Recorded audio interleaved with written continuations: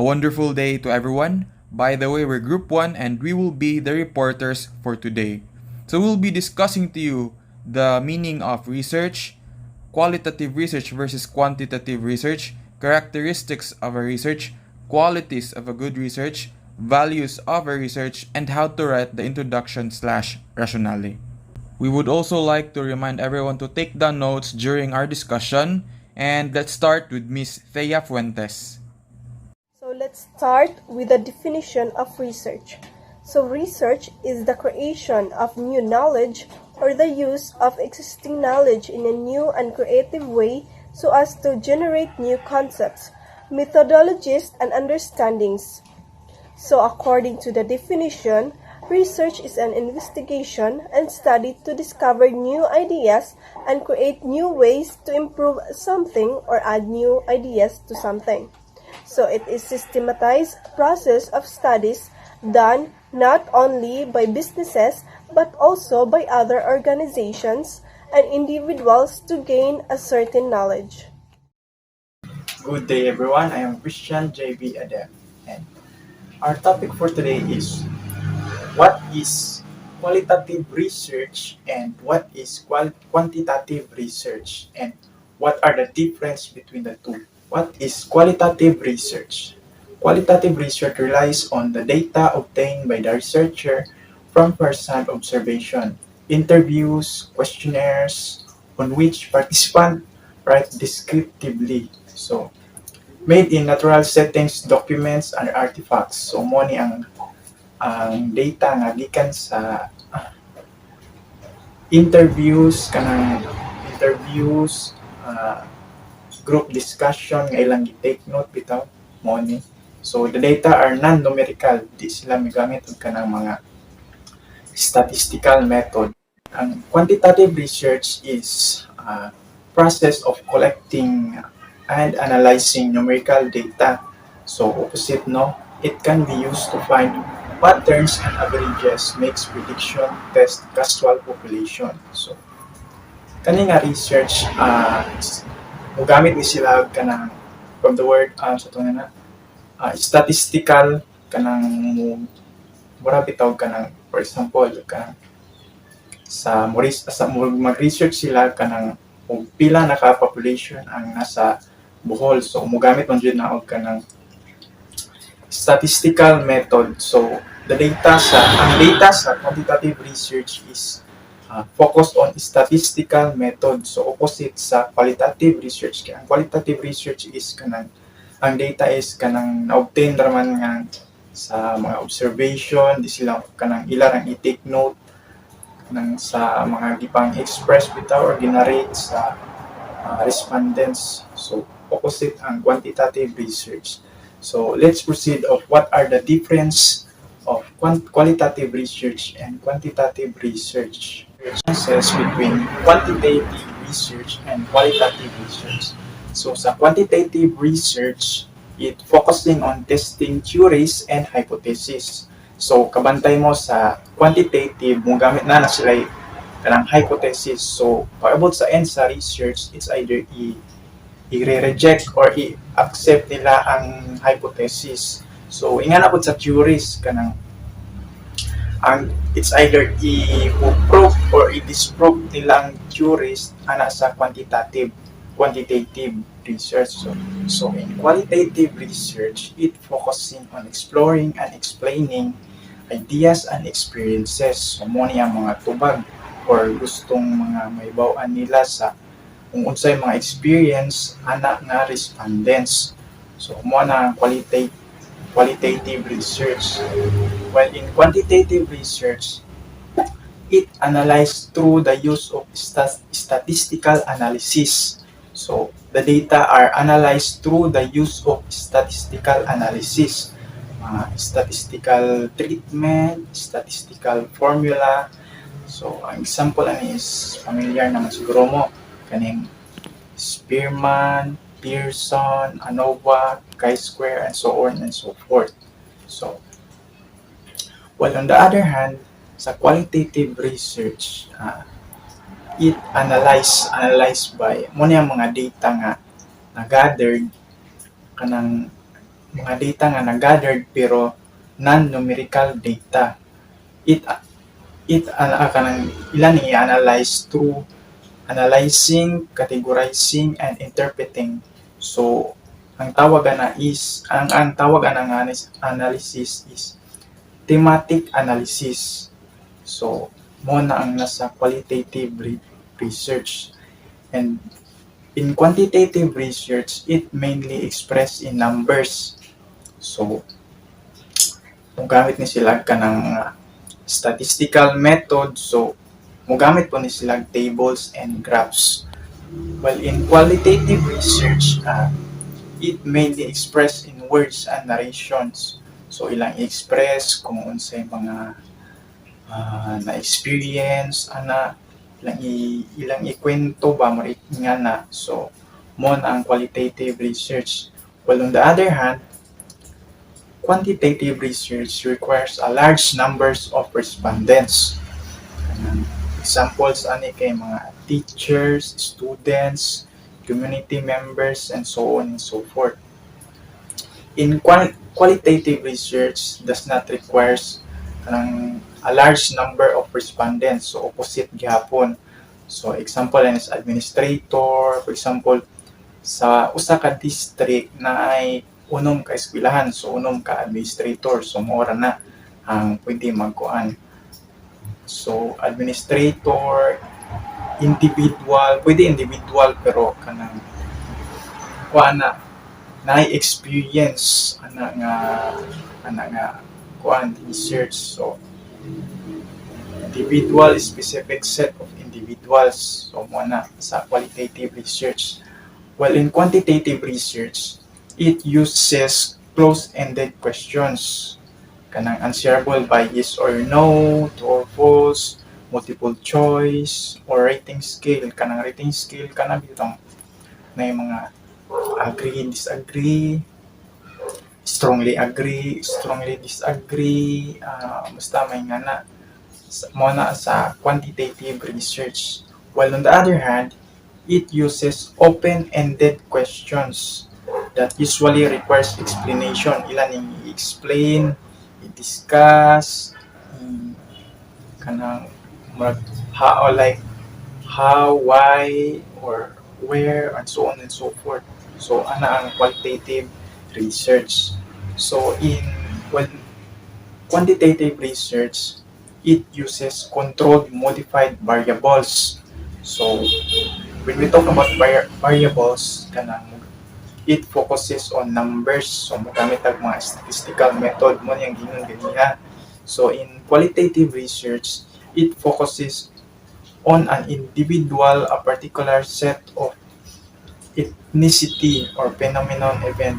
So, opposite kaya sa quantitative is mugamit og kanang it focuses on numbers. So, ang quantitative manggod is quantifiable. So, pag quantifiable, it is measurable. So, pag measurable, mo nang mugamit yung taog ka ng statistical formula or statistical method mo na. So, opposite.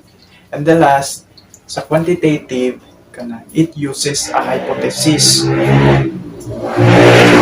ang ganyan yun nga. Mugamit taog hypothesis kay ang quantitative ang good is measurable. And in qualitative research, does not use hypothesis. Kanang ilharan kanang i-explain or i-express kung sa mga experience nila nga research or basta mo na and so on and so forth. So mo na ang differences sa quantitative and qualitative research. So basta pag maingon taag kanang for example kanang ang mga chismosa nag-data gathering. So, what sila mo gamit o kanang statistical method. So, ang ilarang is gi-express, gi-narrate, unsay mga nitabo. For example, kanang ang anak ni Marites, kanang nabuntis. Anong nabuntis mo to? Itusok mo kuno to ni Carl, o may anak. So, wa sila mo gamit ang statistical method. So mo na ang pag-ingan na gani mo na ang qualitative research. So ang quantitative research is, for example na ang mga example na is kanang mga experiment, may na kanang mo gamit og mga statistical method. So mo na ang kalayan nila sa duha. I hope and na nakasabot ko mo sa discussion. So more na. Thank you. Hello everyone, good day. I am James Paul Valiente. Today, I will report the characteristics of research. First characteristic, empirical. When we say empirical, this is based on the observation and experience of the researchers. So sa empirical, dili lang basta-basta pataka og pangita ang mga researcher. Ang ilang title mag-base jud na sa ilang mga naobserbaran. Like for example, tungod sa COVID karon, daghan ang wala nakatrabaho. So mangita ang mga researcher ug unsa ang angay nga solusyon ana nga problema. So next characteristic is logical. So when we say logical, it is based on valid procedures and principles. So sa research, dili lang jud ta dito lang kay wagi jud ta og mga procedures dira. Like for example, mangita tag problem based on our observation, then mo come up na ta sa mga supporting details or what is our possible solution. So dili lang ta mo dito nga maggama ta og mga questionnaire. So napanay mga correction ang dapat. So another characteristics of research is cyclical. Cyclical because it starts with a problem and ends with a problem. So dili lang pasabot nga na kumo kay na-answera na imong mga questions na human na imong research. Kay while the process na kadawat kag mga answers, so nanapoy mo come up lang nga mga questions. So this process continues until such time a purified body of knowledge is attained. Next is analytical. So analytical because it utilizes proven analytical procedures in gathering data. So sa research, dili lang jud ta basta-basta lang kay mukuha og mga support or mga other informations for our research. So dapat proven po na siya and then nagasunod sa mga procedure. Dapat ang imong gi-search pod inline sa imong study or sa imong problem. So next is critical. So in critical, research exhibits careful and precise judgment. So in your research, you must be careful in all your process, from the observation itself, from the information that you've gathered, and all of the parts of your research must be carefully done. Next is methodical. Research is conducted in a methodical manner. So when we say methodical manner, these are the manners of the researcher in reading or pays careful attention in all the details of their research and do the precise procedures or following the right procedures in achieving a good research. So last characteristic is replicability. So replicability means research design and procedures are repeated to enable the researcher to arrive at a valid and conclusive result. So aning replicability, dapat mag-obtain ka og consistent results across studies aim and answering the same scientific question using your data. So dili lang ka mag-focus sa isa ka support nga mo tabang sa imong research, kundi mangita po kag other supporting nga mga studies nga mo come up gihapon sa the same the same answers for your data. And that are the characteristics of research. Thank you, take care, and God bless always. Good day! I'm Ryan Ilusterio, a third-year BSBA student. In today's video, I was assigned to discuss the different qualities of a good research. Having just an information and data is not enough for a good research paper. You must know the qualities of a good research paper to present it in a better way or in a unique way. So without further ado, let's take it away. First quality of a good research: rigorous. To keep its quality, a research paper must be rigorous. Several factors can influence the quality and outcome of the research, so the researcher should be able to control these factors. So for example, in other study or in other classrooms, the researcher has to study the effect of socioeconomic class on the performance of children in school. So therefore, the researcher will see that no other factors are influencing the performance of the student unless there are factors like, for example, parenting style, peer group of influence, or siblings rivalry. That's it. So second, controlled. Everything you include in a research paper is pre-planned and cannot occur by any chance. For example, again, given the example earlier, the researcher should accurately measure the effect of socioeconomic class on the performance of children in school. You get me? Okay. Number 3. The number 3 qualities is accurate. In research, the researcher should leave no room error. Why? Because he or she needs to ensure that his or her research paper is 100% accurate. For example, the researcher is using interview as a tool of data collection. The researcher should record the responses of the interviewees accurately, and he or she should not invest bias in any way. Next qualities of the good research: clear or clarity. A research paper should be free of ambiguity and extremely clear. For example, suppose that the researcher makes the research problem about how the media influences child development. So in this research, the questions that the researcher needs to clarify which development: social, mental, or physical or motor. So the researcher cannot undertake the study unless he or she brings clarity to the research problem. Next, concise. As a researcher, you do not need to add much to the research paper to make it more unique or interested. Instead, you should only include relevant and original content. For example, as I said earlier, you do not need to add much to the research paper to make it more unique or interesting.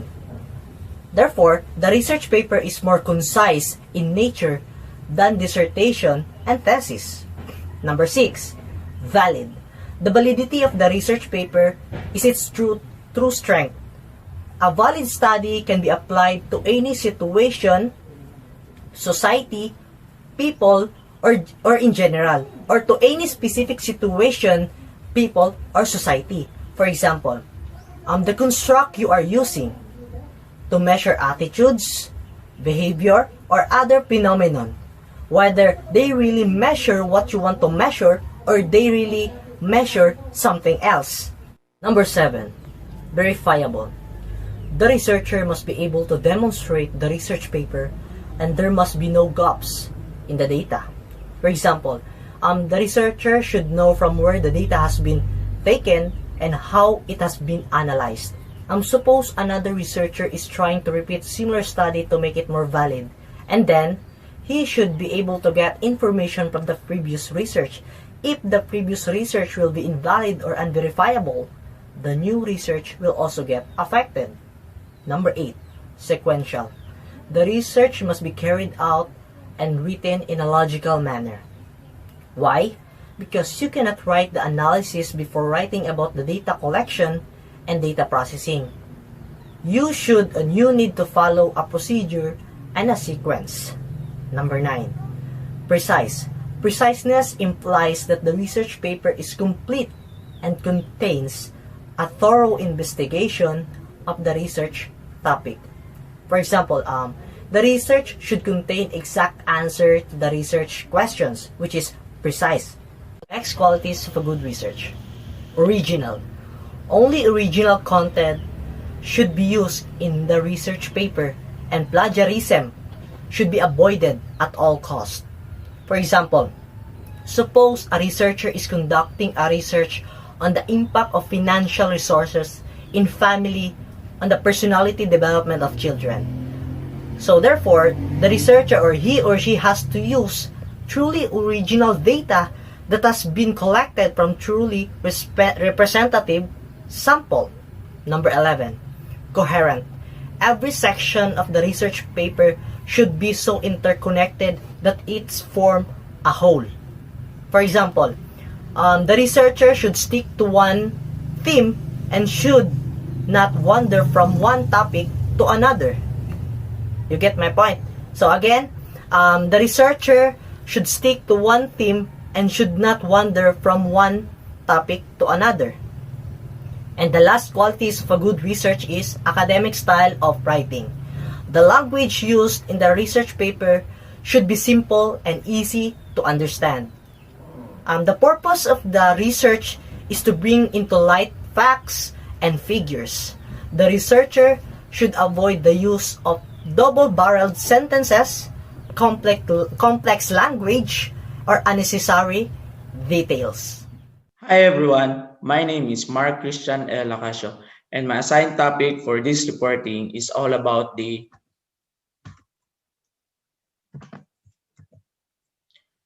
core values of research. The integrity of research is based on the foundational core values of science. The research system could not operate without these shared values that shape the behaviors of all who are involved with the system. Out of these values arise this web of responsibilities that make the system cohere and make scientific knowledge reliable. This report emphasizes 6 values that are most influential in shaping the norms that constitute research practices and relationship in the integrity of science. The first core value of research is objectivity. The hallmark of scientific thinking that differentiates it from other modes of human inquiry and expression, such as literature and art, is its dedication to rational and empirical inquiry. In this context, objectivity is central to the scientific worldview. Scientific objectivity as consisting the freedom of responsibility of the researcher to, number 1, post-refutable hypothesis. So what is the meaning of post-refutable hypothesis? Taga na may example. Example, ang akong hypothesis is, ang Coke mas halinon kaysa sa Pepsi. Mao na akong hypothesis ko, no? Hay nga, ang Coke dire, mutang tag ka nang sa Panglao, for the year of 2020 is mas halinon kaysa sa Pepsi. Mao na akong hypothesis. So number 2 is test the hypothesis with the relevant evidence. So i-test ato ang akong hypothesis nga mas better si Coke kaysa sa Pepsi. So nag-gather ko mga data, mga sales within Panglao nga sa year 2020. Tanawon ako tinud ba gyud ang akong hypothesis nga mas better ang Coke kaysa mas daghang halin ang Coke kaysa sa Pepsi. So nag-gather ko evidence, sales in all mga retailer, mga factory sa Coke and Pepsi. Mo to siya ang test the hypothesis. I-test akong hypothesis with sa mga evidence nga akong gather. Ano kina-gather and kita na-prove na ko nga ang Coke is mas better sa Pepsi through sa mga evidence nga akong nakita akong mga na-gather. The next is state the results clearly and unambiguously to any interested person. So nana ko na gather na ko data, nana ko yung mga results So isulti na lang ako, ibutang na ko sa akong research nga sakto nga akong hypothesis nga mas dagan og sales ang Coke kaysa sa Pepsi within 2020 ra nga year diri sa Panglao kinahanglan natag stated man nga asa gyud mismo ang lugar o unsa nga year siya nga gi-stated. Isa mga interested person na pwede ang mga panelists nga nakuha sa imong thesis or imong research studies, pwede sa isulti na nimo or i-state na nimo sa mga future nga mga reseller o with asa may mas better nilang ibaligya ani is Coke ba or Pepsi ba kay mas maasa may mas better nga sales or ang result ban di ba is Coke, so mas pilyon siguro nila ang Coke kay taas man og sales ang Coke sa Panglao kaysa sa Pepsi, di ba? The goal is reproducibility, which is essential to advancing knowledge through experimental science. If these steps are followed diligently, proper suggested, and any reasonable second researcher should be able to follow the same steps to replicate the work. The next core value of research is honesty. A researcher's freedom to advance knowledge is tied to his or her responsibility to be honest. Science as an enterprise producing reliable knowledge is based on the assumption of honesty. Science is predicted on agreed upon systematic procedures for determining the empirical or theoretical basis of proposition. Dishonest science violates the agreement and therefore violates a defining characteristic of science. Honesty is the principal value that underlies all the other relationship values. For example, without honest foundation, realizing the values of openness, accountability, and fairness will be impossible. Because how can you achieve the other core values of research if you are not honest with your research that you made, di ba? For example, if ang imong RRL or ang imong mga statement nga nasa imong research dili man day na imuha, giangkon man day na nimo, wala nimo gibuta ang mga author or ang mga wala nimo gi-credit ang mga author nga nga statement or nga ng mga RRL, di ba mahog nga ang imong research is plagiarism. So that's why honesty is the core value of research. Kay kinahanglan honest ka sa imong research paper nga gihimo. Kay imuha man na, di ba? If dili ka honest sa imong research nga gihimo, wala na ang imong research nga imong gihimo ra na siya waray kwenta, waray pulos, ang imong gihaguan is wala lang, basura lang kay dili man ka honest and dili man na imo nga information nang naa sa imong research paper. That's why nabilong ang honest sa core values of research. The next core value of research is openness. Openness is not the same as honesty, but it is predicated on honesty. In the scientific enterprises, openness refers to the value of being transparent, of presenting all the information or data na imong nagather to a decision or conclusion. This is essential to the others in the web of the research enterprises can understand why a decision or conclusion was reached. Openness also means making the data on which a result is based available to the others so that they may reproduce and verify results or build on them. In some contexts, openness means listening to conflicting ideas or negative results without allowing pre-existing biases and expectations to cloud one's judgment. In this respect, openness reinforcements objectivity and the achievement of reliable observation and results. So, openness. Diba, nag-example mo ko ganina katong sa objectivity nga hypothesis, evidence, and katong states the results clearly and ambiguously to any interested person. So sa openness is diya ipakita nimo tanan nimong mga nagather nga idea, tanan nimong mga information nga nganong niabot man ko ingani nga results, nganong niabot man ko ingani nga conclusion without any nga evidences mo nang dingon nga transparent kanang transparent makita tanan nimong mga information, imong mga other nga mga pruweba nga nganong ni came up ko nga ni nga results. So kumbaga is ang buhay ni Rizal ay parang isang bukas na libro, bukas na aklat, di ba? Nga na open ka sa tanan nimong nag-gather nimong information aron wala na laing question, wala na nganong niabot man kaani, this ang makaingani, this ang maka nakakuwag ingani. Mo na kinahanglan kag open tanan na anak suwat tanan RRL related imong mga results, imong mga questionnaire, ilang mga answer, results sa imong questionnaire na ana tanan diya gipakita na tanan aron wala na laing question o naay objection man gani naa kay ka-defend nganong ingana man. The next core value of research is accountability. Central to the functioning of the research enterprises is the fundamental value that members of the community are responsible for and stand behind their work, statements, actions, and roles in the conduct of their work.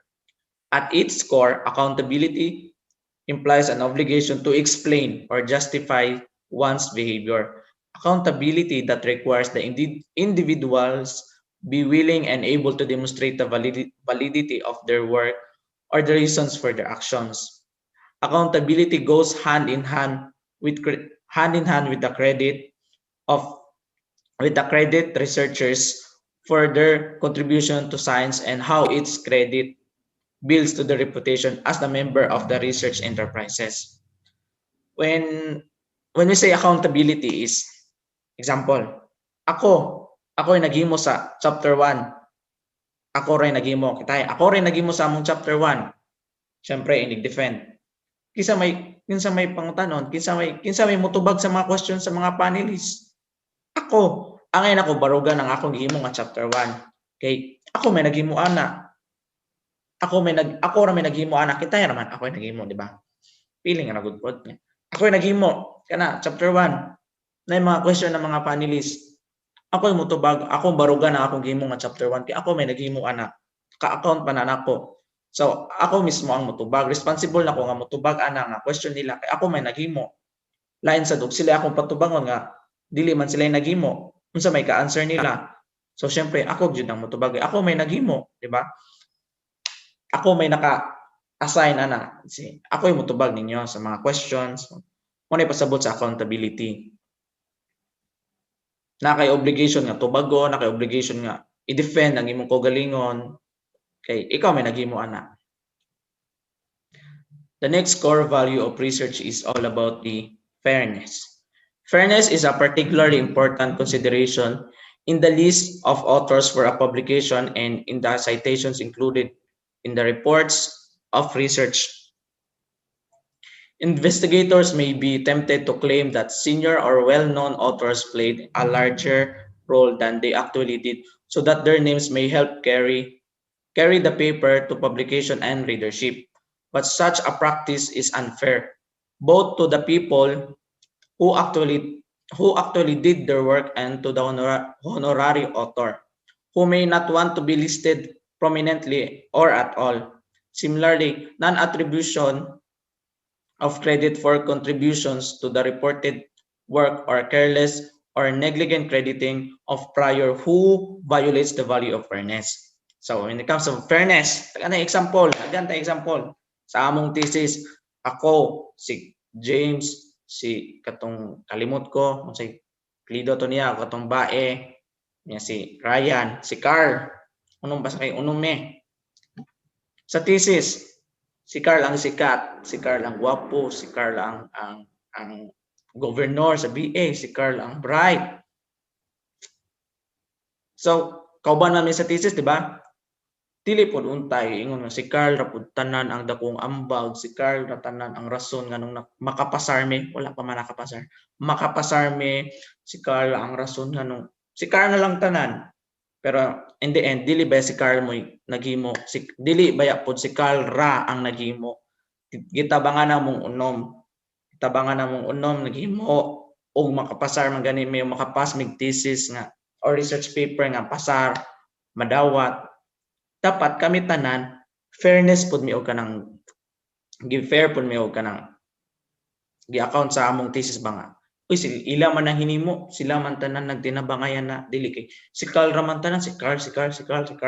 Pero di biya pud mahimo ni Carl nga siya ra usa nga makahimo siya sa thesis. So sa tabang pud mo makahuman mi og thesis kay wa pa mi nahuman, makahuman pa mi thesis tabangan na mo unom. So una ingon sa fairness then when it comes po sa mga RRL o mga nga kinahanglan pod nga need pud nato nga ibutang mga author or mga i-credit nato ang mga author nga tungod nila nga nakatabang sa atong thesis, sa among thesis. Kinahanglan pud nga na di kay atuon ra pod. Kinahanglan nato tagan silang credit sa ilang tabang or sa ilang mga na-contribute sa atong thesis. The next and last core value of research is stewardship. Kuan ang familiar ang stewardship na kay steward mga ingana ra dili the research enterprise cannot continue to function unless the members of that system exhibit good stewardship both toward the other members of the system and toward the system itself. Good stewardship implies being aware of and attending carefully to the dynamics of the relationships within the lab, at the institutional level, and at the board level of research enterprise itself. Although we have listed the stewardship as the final value in the 6 we discuss in this report, it supports all the others. Kaya naman, anong support ng stewardship? Kinsa may mo follow up, kinsa may mo tan-awan ng inyong mga outcome, inyong mga naimi mo, di ba? Kita tanan gyapon, pero sa among group murag si Carl siguro ang mo check, may nga na si Carl may arang-arangan na mga talk siguro gamay. Yan na ragod. Murag si Carl siguro, Carl, approve ba na? Okay lang ba na? Sakto ba ni Carl? Okay ra ni Carl? Nga na ba kasi si Carl nang pud among leader, so mo approach pud mi ni Carl. Carl, okay ra ba ni? Sakto ra ba ni? Pasar na ba nimo niya mong gihimo? Assignan mi ni Carl nga na nga. RRL. Carl, okay ra ba ni? Pasar na ba ni Carl? Nga na ba? Mo approach kay magtinabangay man jud di ba o sa before nimo ka maka pasar kinahanglan gyud magtinabangay gyud maghimo og research. So si Carl kay bali among Carl okay ra ni approach mi ni Carl. Carl magpapirma na kunuhay ta Carl sa atong thesis, vacant ba ka, napay mo follow up uban or nahuman na mo sa inyong gi-assign nga button ni Carl ba assignan man mo. Nahuman na mi dana ipasi pa check na mo una ni Carl before mi magpa-check sa mo advisor or kinsa man gani.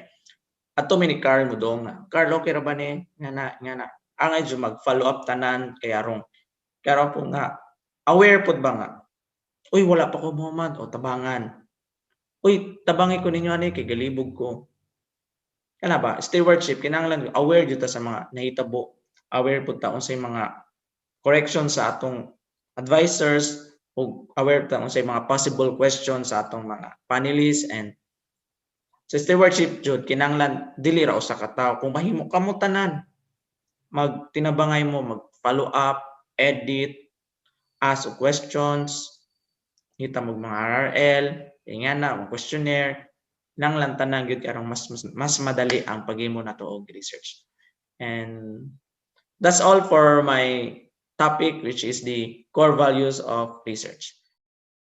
Hi everyone, by the way, I'm Carl, and now we're down to the very last topic of our report, which is how to write the introduction/rationale. But before proceeding, may I request everyone to please tindog sa tagamay kay for sure nanginit atong lubot or nayuban na nakatugo na, so mag-stretching sa Alright, malamang naman dyan! advertisement gabuta sa no? And now, since we're done with our stretching, let us now proceed to the to my report, which is on topic 6 about how to write the introduction slash rationale. But before I discuss my topic, let me ask you first questions like, what's the difference between an introduction and a rationale?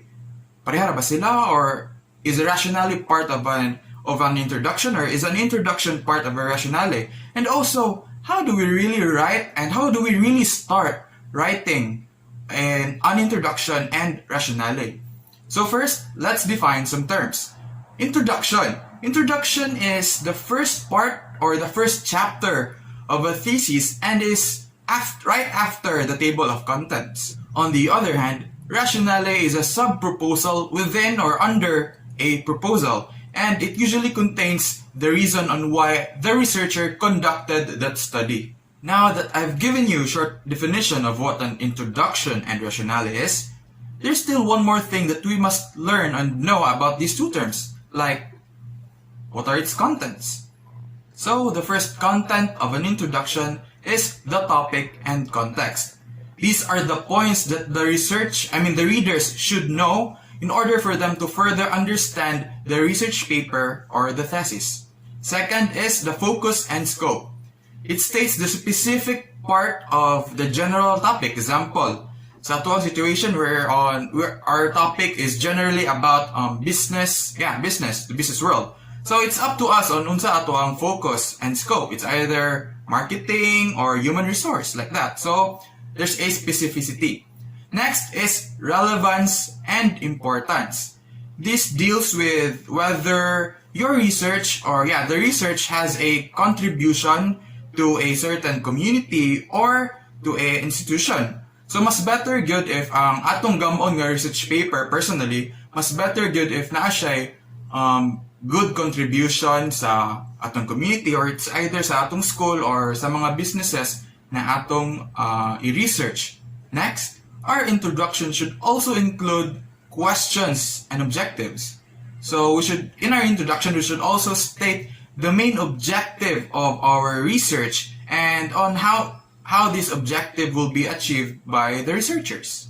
And lastly, the overview of the structure. So our introduction should contain or should show how each part or chapter of our research contributes to the wholeness and success of our research, the entirety of our research. So those are the contents of the introduction slash rationale. So maybe you're wondering and is a bit confused on asa man ato Carl ang part sa introduction and asa dito nga part ang para sa rationale. So upon my personal research, I found out that rationale is part of the introduction, because introduction is, let's just say, it's sort of the whole chapter 1 where we introduce our research to the readers. So asa man dapit dito ang part sa rationale. So the parts of a rationale are the relevance and importance, questions and objectives, and also the overview of the structure. Most students would say that getting started with the research introduction is one of the scariest and hardest part in creating the research paper or thesis. Since it is the first part or the first chapter of the thesis, then it should be engaging, very engaging to the readers or to the audience. However, even though it's the first part of the thesis, it does not necessarily mean that it should also be the very first part to be accomplished or to be done. So let's now proceed to our main topic, which will be divided into two. First is how to start an introduction and rationale, and second is how to write the introduction and rationale. So first, let's go to how to start an introduction slash rationale. So the first half of our main discussion will be about how do we really start an introduction slash rationale. So the first step is obviously to choose a topic. We can't start our research without us or our group having any topic. And for a suggestion, I suggest that you choose topics that are interesting or topics that are timely or kanang uso karon. And also you can use as topics kanang mga problems arising in your community or in the business sector, since we are business administration students. Step 2. brainstorm and research the content. Brainstorm for ideas or informations that are related to your topic. You can also use you could also search for previous researches that are somewhat related or connected to the research that you are going to have or you have decided to choose as your topic. Step 3, know the target audience. So nganong importante man nga atong ma-identify ang atong mga audience or readers. So first, it is very important that we identify our audience so we could adapt and adjust to their literature and techniques. For example, atong research will be about business, right? So, if ato ang research kay atong ihatag sa mga toddlers, mga bata, so dili jud sila expected jud nga dili sila ka-gets.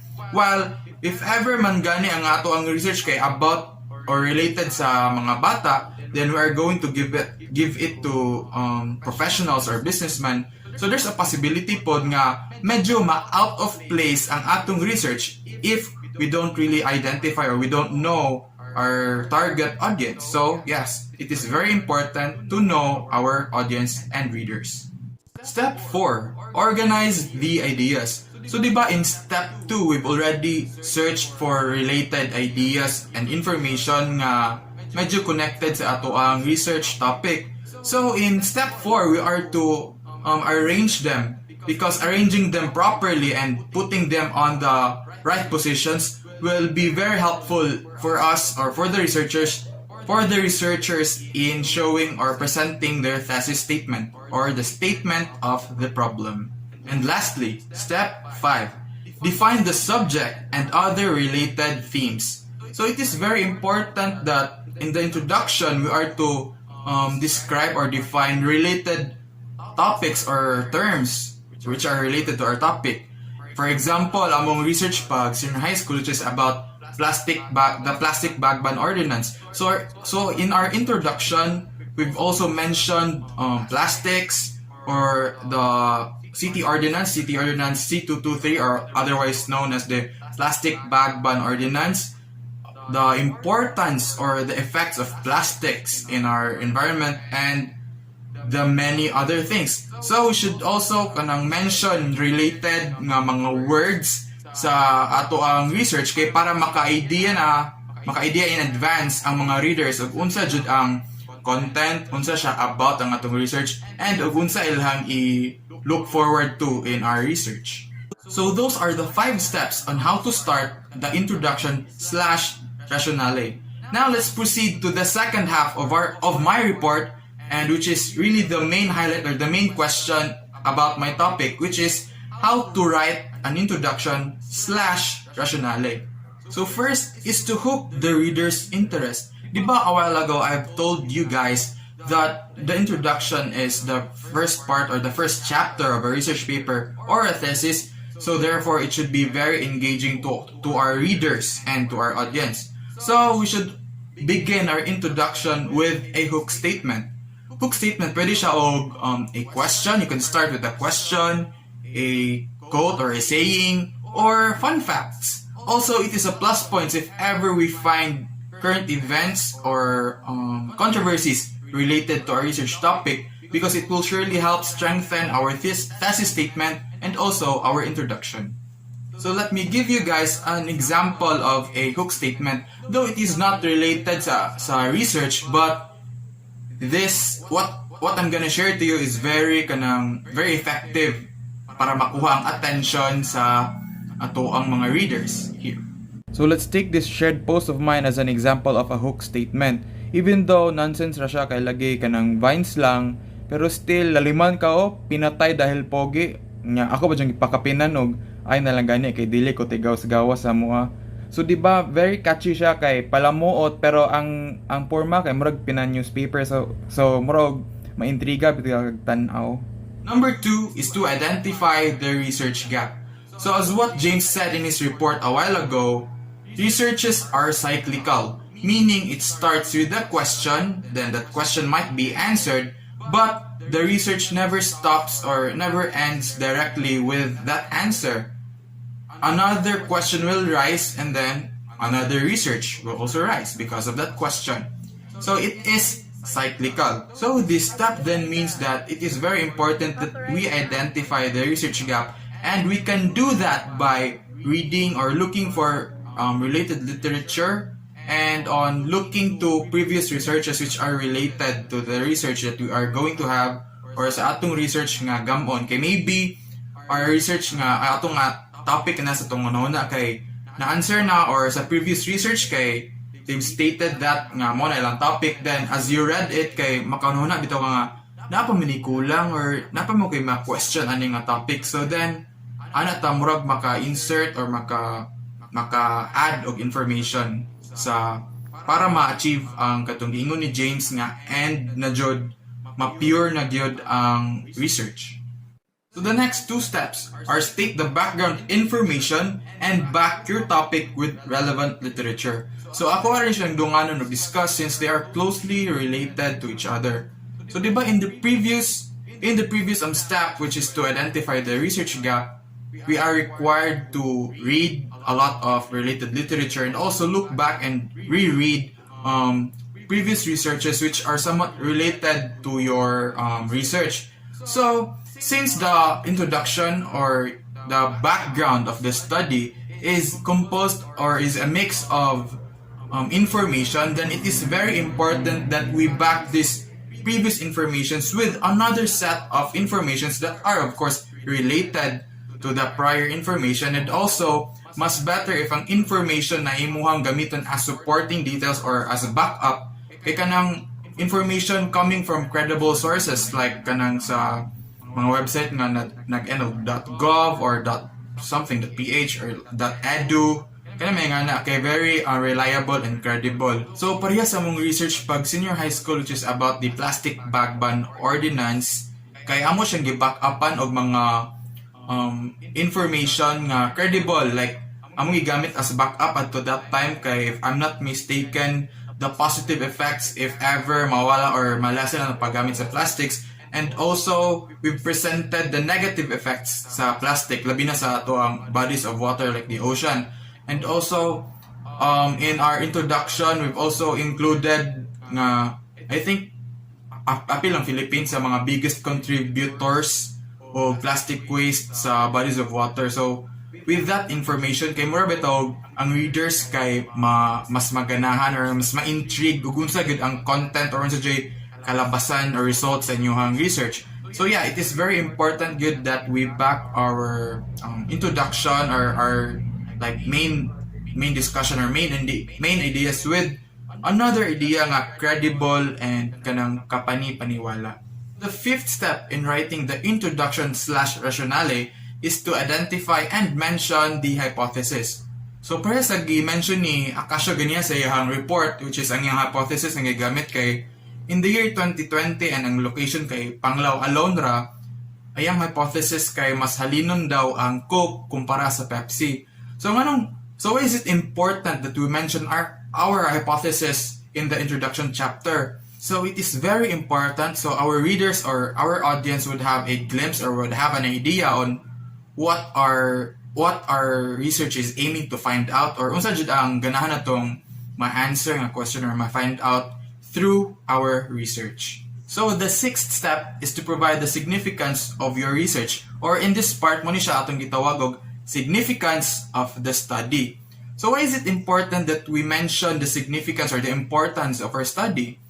It is very important that we mention it kay para makahibaw ang atong readers ug unsa ang effect or unsa ang possible nga ma-contribute ani niya sa community. Like for example, let's go back sa example ni Akasha ganiha about sa ang Coke daw mas halinon siya kumpara sa Pepsi diri sa Panglao pag year 2020. So ang significance of the study dira kay para makahibaw ang mga let's say resellers sa mga soft drinks ug unsay ilahang mas daghanon or mas bulk nga paliton, Pepsi ba or Coke. So syempre from that hypothesis ni Mark Akasha makaingon ta nga ang ato ang significance kay para matabangan ang mga resellers og decide on whether they are to buy Coke or Pepsi or they are to buy both but mas daghanon lag palit ang Coke. And also with the significance of the study, we are diha na to ma-mention og unsa jud ang gamit unsa ang gamit, unsa ang purpose, or unsa ang matabang sa atong research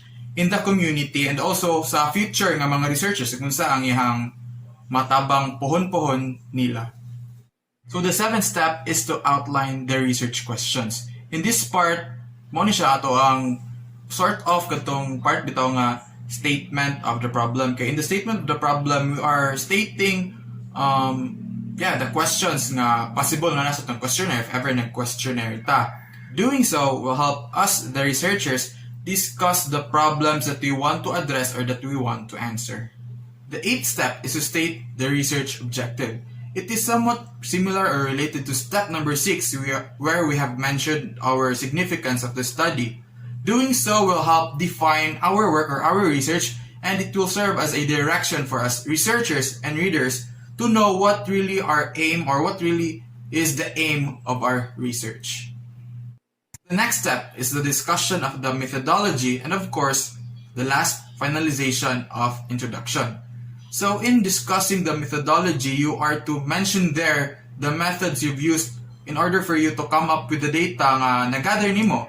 An example of that kay katong pag senior high school na mo, where our methods in gathering the data was through questionnaires and giving that questionnaire to grocery buyers of a certain grocery store there in Tagbilaran. And also, the purpose of discussing the methodology is that it adds authenticity, credibility, and usefulness to our and to your research paper.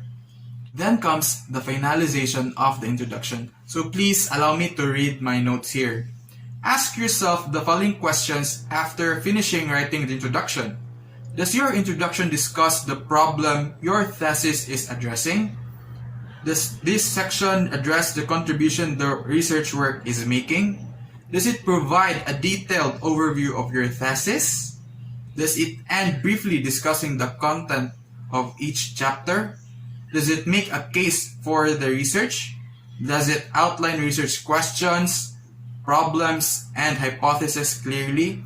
So after following those steps in writing the introduction/rationale, we are to reevaluate or we are to evaluate our introduction through the following questions that I've mentioned and I'm flashing right now.